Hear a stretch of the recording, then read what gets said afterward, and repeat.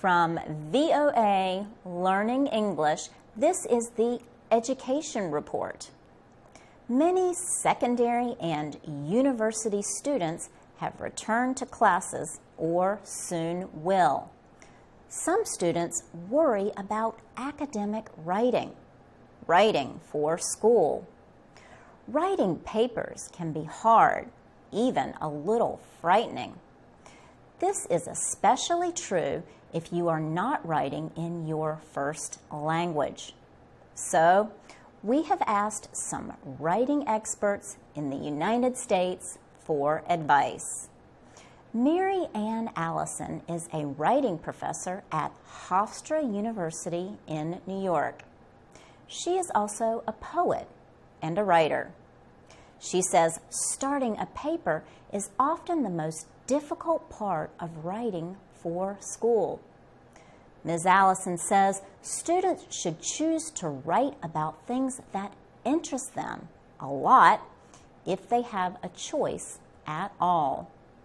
She says the more naturally interested the student is in the subject, the better he or she will write. She says it also makes the process of writing easier. But Ms. Allison says the student should also consider how much information is available on the subject of interest.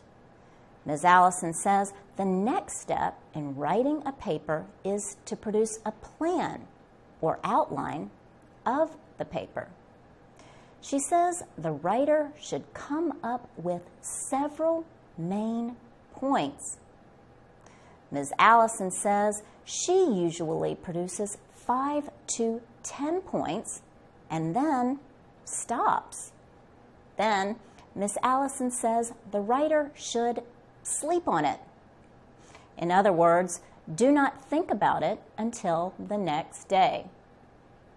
She says to let your unconscious mind do a little of the work for you. She believes you will further develop your ideas when you are at rest. Finally, it is time to start fully researching your subject. Collect the needed information. Only then, Ms. Allison says, should a student begin to write. For VOA Learning English, I'm Laurel Bowman.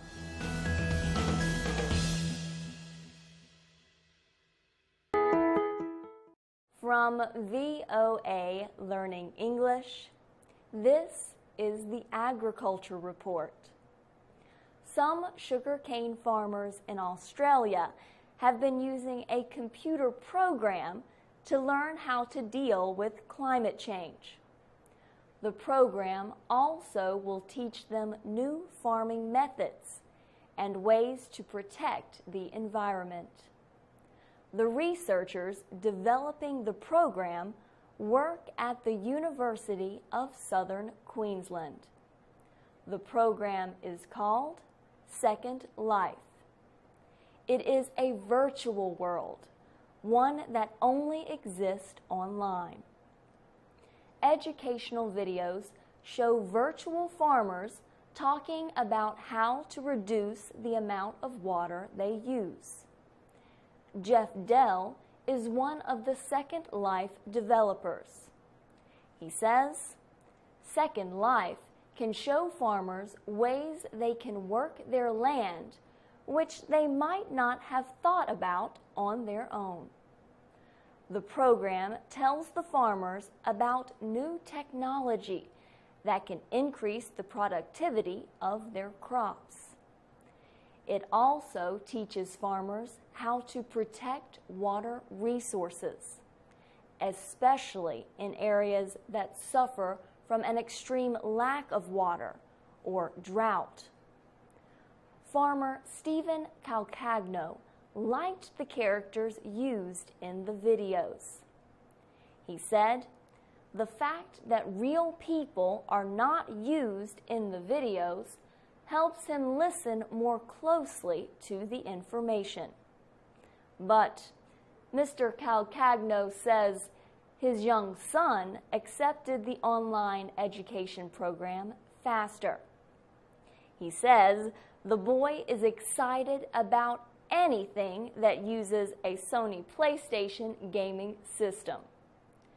Helen Farley is another Second Life researcher.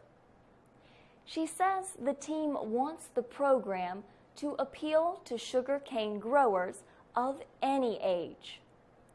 She says developers like to add humor to the program.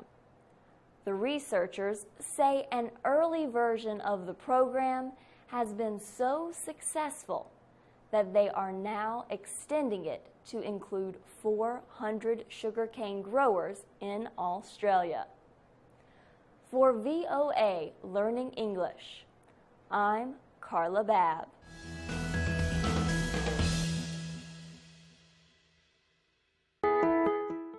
From VOA Learning English, this is the Economics Report.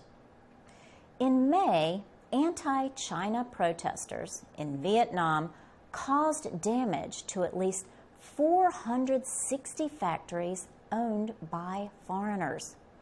Thousands of foreign investors fled Vietnam. They feared there would be more riots. But foreign investment has now returned to levels that existed before the protests. The flow of money returned for three main reasons.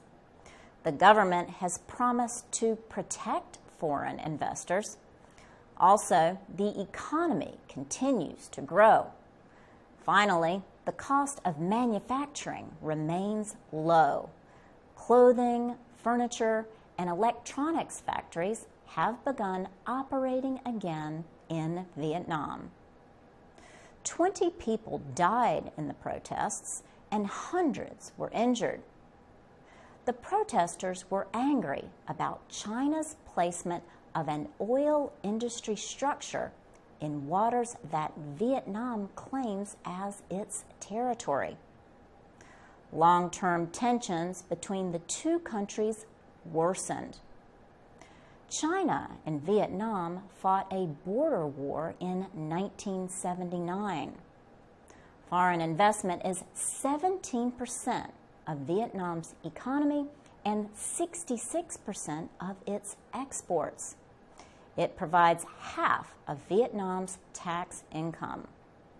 Ralph Mateus is the owner of a market advising company in Ho Chi Minh City. He says foreign investment has returned because of the government's strong actions. Foreign investors from Japan, Singapore, South Korea, and Taiwan have entered Vietnam since the government ended investment restrictions in 1987. Their projects have helped support Vietnam's $155 billion economy and have lowered poverty by adding jobs. In July, China moved the oil platform following talks with Vietnam. Before the riots, China was the 7th largest investor in Vietnam. Last year, it invested $2.3 billion into the country. For VOA Learning English, I'm Laurel Bowman.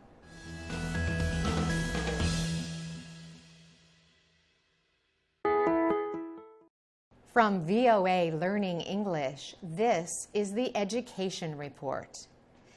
In Vietnam, 2 members of a family of street vendors, people who sell goods on the streets, are finding a way to help the poorest students in Hanoi.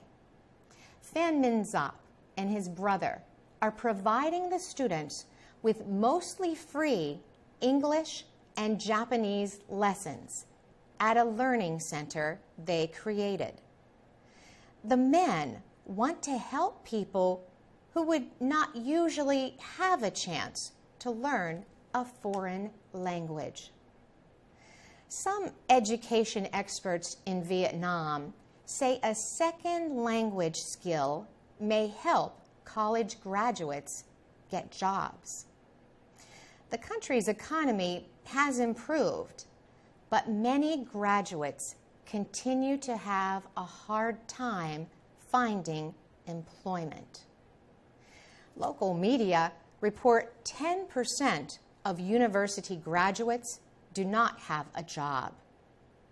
Earlier this year, 24-year-old Pham Man Dap and his brother opened a school they call Stand By You. Volunteers teach poor students English and Japanese. Many classes are free. Mr. Zap pays about $500 a month for classroom space and other costs. He provides about $150 from his earnings. His brother gives the same amount. Friends provide the rest. Mr. Zap says his students are poor, but so is he. He earns about $5 a day as a street vendor. Pham Thi Trong is one of 600 students at the language school. The 24-year-old is finishing her university studies. She says she earns about $50 a month, and her parents give her $75. She has said she has to be very careful with money. Demand for the school is growing. About 1,000 people are on a waiting list to enter. Mr. Zap says he is hoping to raise money to pay for a bigger place. He wants to open more classes. For VOA Learning English, I'm Carolyn Presutti.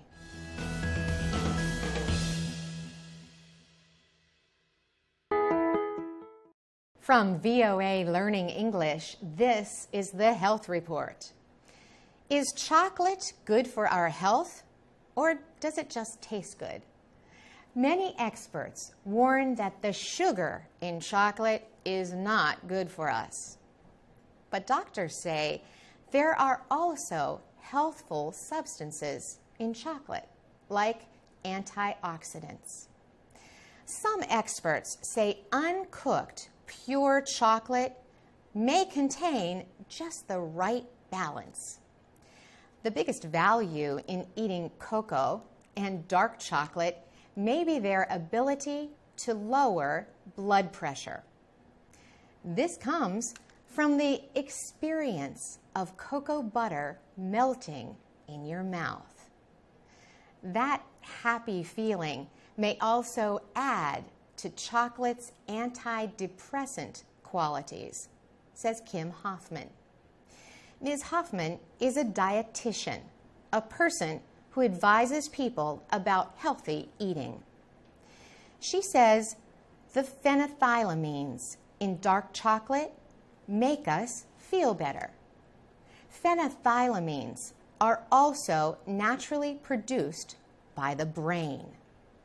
She says they create a happy feeling. But not all chocolate is equal.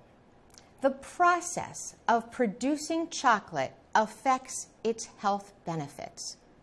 The heat required to process most chocolate can be as high as 130 degrees centigrade. Some researchers say such high temperatures can actually lower the effectiveness of chocolate's healthful chemicals. Business owner Anthony Grid makes chocolate at his store in Cape Town, South Africa. He keeps the temperature of his uncooked chocolate below 42 degrees. He says many food experts support lower cooking temperatures. Chocolate makers can also decrease healthfulness by adding sugar to cocoa. That reduces the amount of the antioxidant polyphenol in cocoa. And as food science writer Leonie Jobert notes, sugar is connected to weight-related disease. For VOA Learning English, I'm Carolyn Presutti.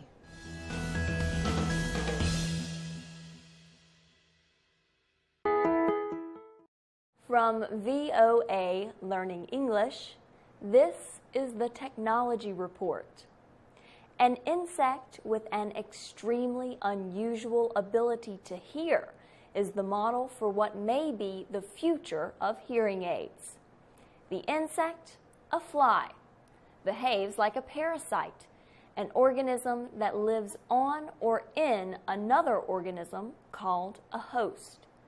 This exceptional fly places larvae, a young fly, onto a cricket host. The larva digs into the cricket and eats the insect from the inside out. The yellow fly is native to Central America and the southern United States. It finds its larva host by listening for the cricket's sound. The fly's strong sense of hearing can direct it to a cricket even 100 meters away. But the insect's ears are just 2 millimeters apart. That is so close that sound should reach each ear at almost the same moment. This would make it difficult to find where a sound came from. But the fly also has a tiny structure between its ears that creates pressure to slow down the sound waves. This permits the fly to identify where the sound came from. Neil Hall is a sound engineer at the University of Texas. He and his team of researchers created an electronic hearing device. The team made a silicon copy of the fly's ear structures. They used materials that can turn mechanical pressure into electricity. The device requires little power as a result. This means it would be less costly to use. Mr. Hall says the device could improve hearing aids in the future. He says it also could have military and defense uses. But he says more research and development work is required. In July, the journal Applied Physics Letters published a report about the University of Texas research. For VOA Learning English, I'm Carla Babb.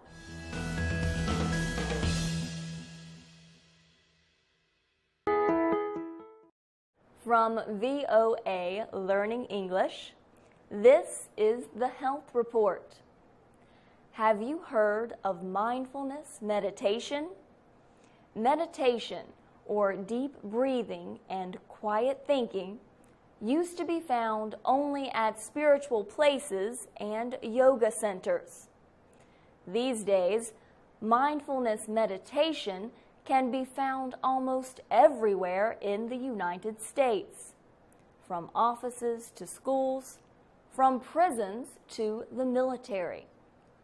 The central idea in the mindfulness meditation movement is experiencing the moment, thinking about the present, not the past or future. The mindfulness movement has been going on for many years, but now it is being called a revolution. Supporters say this revolution may reduce tension and improve the body, mind, and spirit. For example, many people feel nervous when they have to visit a doctor for their teeth. You might be surprised to hear that the dentist can feel this way too. Alana Bauer is a dentist in Washington, D.C. She says her small workspace and the exacting nature of her work can create tension. Ms. Bauer says she reduces her tension with mindfulness meditation at a yoga center in the city. She says she believes the exercise quiets the noise in her head and even slows her heartbeat. Hugh Byrne has been teaching mindfulness meditation since 2000. He says being mindful is all about thinking about the present. Critics dismiss mindful meditation as a temporary popular interest. They say it ignores the moral substance of the ancient Buddhist tradition of meditation. But Mr. Byrne notes that not all people are religious. He says, mindfulness meditation is a broad doorway open to all kinds of people. And dentist Alana Bauer says she is thinking about trying Buddhism. For VOA Learning English, I'm Carla Babb.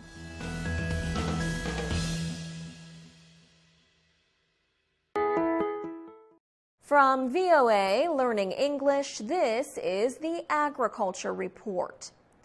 The slow food movement is growing in most of the Western world. The movement supports small local farms. It works against huge farms led by international food and agriculture companies.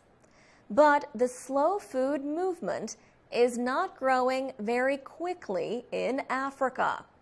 So a group called Slow Food International has named a Ugandan man to help it grow. Eddie Mukibi will work to help people in Africa grow healthy food. Slow Food International plans to create 10,000 gardens throughout Africa. Many of the gardens will be in schools. Mr. Mukibi says he hopes they will teach young people about the importance of slow food. There is still knowledge about traditional crops and planting seasons in Africa. He hopes the garden project will reconnect young people to the land. Mr. Mukibi was a student of the crop planting science called agronomy.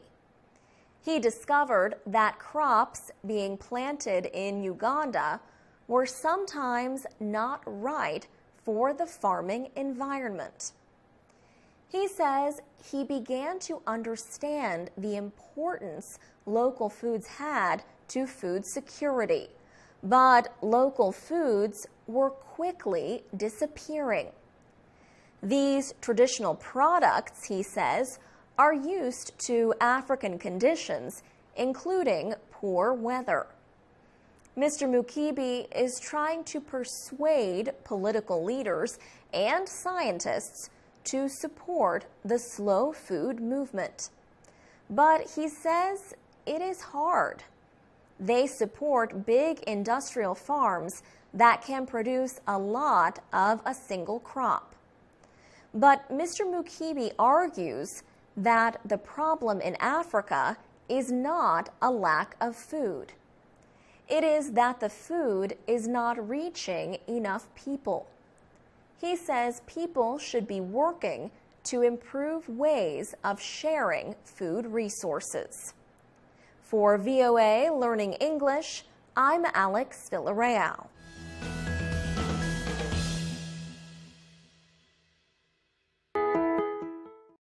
From VOA Learning English, this is the Technology Report. A record number of Americans are moving into cities. When they move into or near cities, they drive less. New York City is one of the top cities for new people and for users of public transportation. People take about 3.4 billion rides on New York City trains and buses every year. That is about 1/3 of all mass transportation use in the United States. The New York City public transportation system operates 24 hours a day, 7 days a week. It costs $1.5 billion a year to operate, and it is one of the world's oldest public transport systems. The city's first underground railroad opened in 1904. Across the United States, use of city public transportation is the highest it has been in almost 60 years. Researchers say Americans took 10.7 billion trips on public transportation in 2012. Jean Rushinoff is with the Strap Hangers campaign. The group supports people who take public transportation. He says younger Americans are causing the rise in mass transit use. He says they are far less car-centered. Many people say public transportation is less costly than car use and is better for the environment. New York City is planning several major expansions of its system. One project is a new $4.7 billion subway line. The first part of the project is expected to be completed in 2016. The most costly planned project is a $7 billion tunnel from Long Island into Manhattan's Grand Central Terminal. Andrew Albert is a member of the board of the Metropolitan Transit Authority. He says more people are using public transportation because it has gotten more dependable. For VOA Learning English, I'm Carolyn Presutti.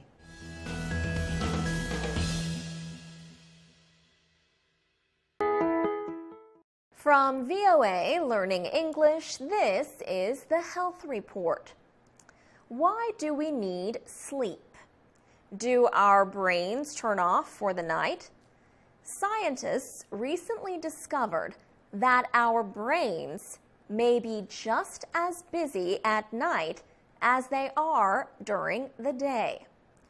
While we sleep, our brains are doing much more than getting ready for the next day. Researchers at the University of Rochester found that the brain may be busy cleaning out harmful waste materials. The researchers studied mice that had colored dye injected into their brains.